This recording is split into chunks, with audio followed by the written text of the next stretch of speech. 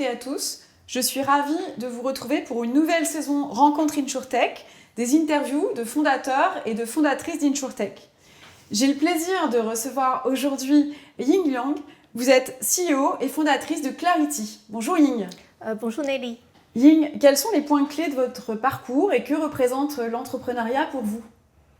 Alors, je suis plutôt profil scientifique avec une formation de base de Télécom Paris et une formation complémentaire de Harvard Business School sur finance. Et j'ai travaillé en Asie, aux États-Unis et en Europe. Par exemple, aux États-Unis, je me suis chargée des projets d'investissement infrastructure dans les pays en voie de développement pour le compte de la Banque mondiale. Et ensuite, j'ai travaillé pour une multinationale asiatique dans la technologie et j'ai construit une idée en fait business en Europe. Donc, j'étais directrice générale Europe pour cette multinationale.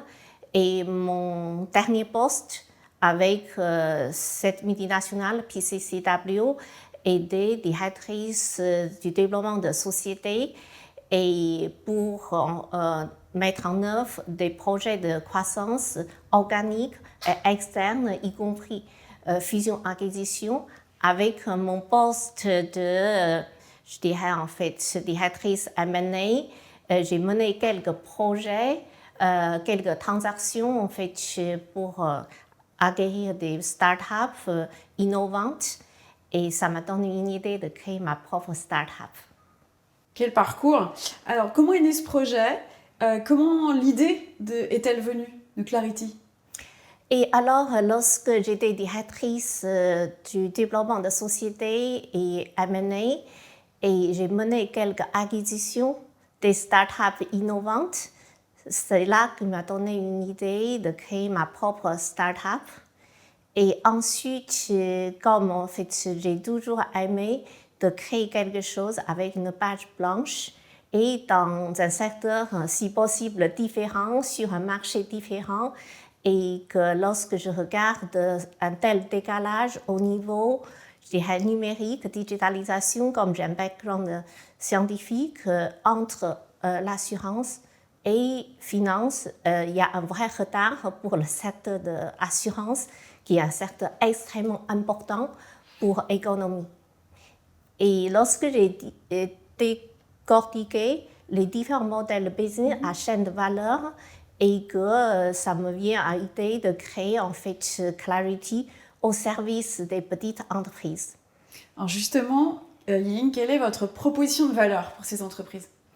Alors que nous, Clarity, on voudrait combler le marché et que en fait lacune de marché et surtout pour des petites entreprises qui ont des activités et des risques complexes et qui sont délaissés par des grands assureurs à cause des sinistres en même temps de fréquence et d'intensité et avec la puissance digitale des algorithmes sophistiqués, ça nous permet de faire en fait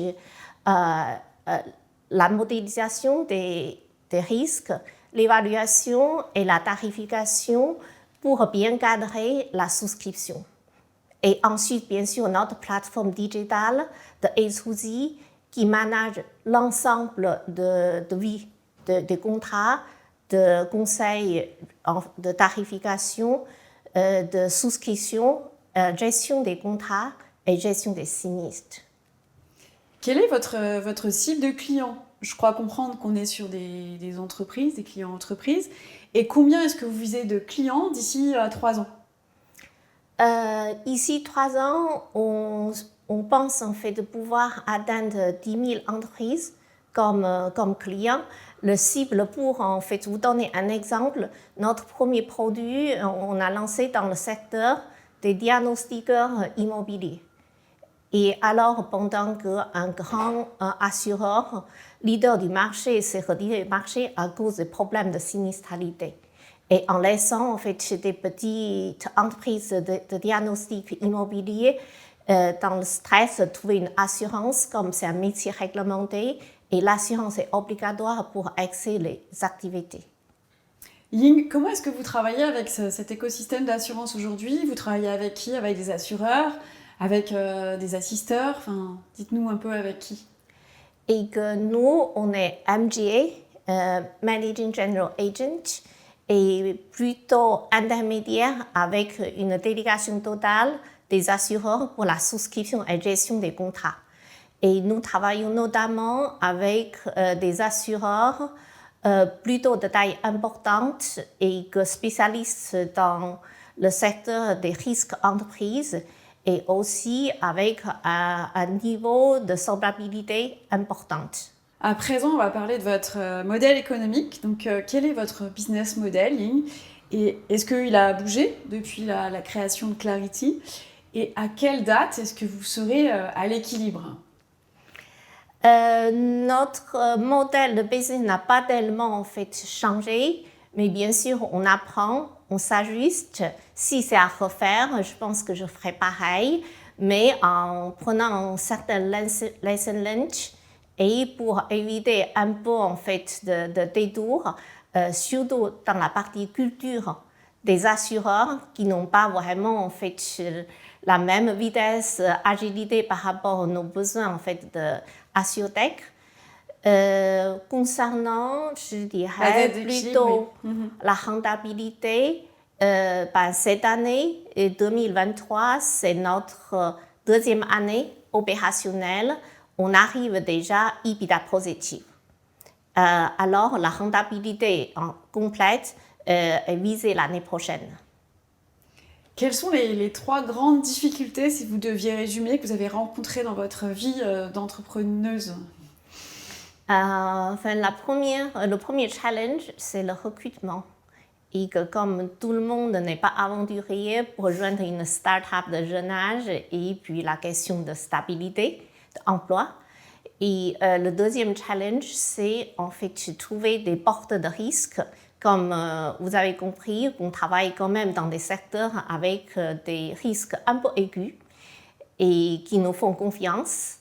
Je dirais en fait le troisième, c'est vraiment de bien comprendre en fait toute la chaîne de valeur et comment nouer des partenariats avec des distributions comme en fait on est plutôt MGA que en fait des courtiers de proximité. Et quels sont pour vous les 3 facteurs clés de réussite pour votre entreprise? Premièrement, c'est l'équipe. Et l'équipe est de construire une équipe taillée par rapport à notre modèle de business et surtout à notre ambition. Et puis deuxième, c'est en fait avoir, je dirais, combiné l'aspect technique assurantiel et l'aspect en fait technologie digitale. Et en fait, finalement, c'est vraiment en fait trouver la lacune du marché, c'est de créer la valeur s'il n'y a pas de problème et il n'y a pas d'innovation. Alors la question, c'est et si c'était à refaire? On refait pareil, mais mieux et plus vite. Quelle est, si on prend un petit peu de hauteur, votre vision de l'évolution du secteur de l'assurance et à l'intérieur de ce secteur, du rôle de l'InsurTech? Je pense que InsurTech a vraiment créé une rupture dans la chaîne de valeur, surtout automatisation d'une partie de distribution et de souscription. Cependant, je dirais que ce progrès est plutôt en fait, je dirais, évolutif et que je pense qu'à la fin, en fait, le secteur va changer en fait de façon, je dirais, notable dans les années qui viennent. Et il y a en fait une petite, je dirais, en fait, attente qui n'est pas encore tout à fait, je dirais, satisfaite. C'est que les gens pensaient que la digitalisation suffise pour en fait complètement révolutionner le secteur. Et sachant que les données qui sont vraiment l'or, de cette rupture, cette transformation sont plutôt dans la main des traditionnels. Alors quand on est entrepreneuse, c'est important d'être inspiré. Quels sont vos modèles, si on parle d'InsurTech ou d'autres sociétés, qui vous inspirent, que ce soit en France ou dans le monde entier? On peut aller beaucoup plus loin. Là, alors, je pense qu'en fait, c'est pas vraiment un exemple comparable, mais lorsque en fait, j'ai fait une formation en fait, de M&A à INSEAD, on a parlé les modèles, les business models différents, et je suis très inspirée par le modèle de Tesla, et qui a complètement révolutionné une vieille industrie automobile, et avec une technologie de rupture et une nouvelle méthode de distribution. Si vous regardez par exemple l'état actuel, Tesla vend beaucoup moins de voitures par rapport à BMW et avoir un chiffre d'affaires moindre, mais au niveau de la création de valeur de l'entreprise, et l'entreprise est valorisée 10 fois plus que BMW. Racontez-moi maintenant une anecdote un peu amusante en lien avec Clarity et son histoire.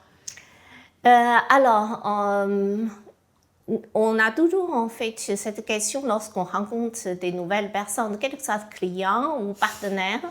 Ils nous disent vous êtes assureur et qu'on s'amuse parce que en fait assureur c'est plutôt les Titanic, en fait des grosses sociétés, et nous on est une jeune entreprise en fait start-up.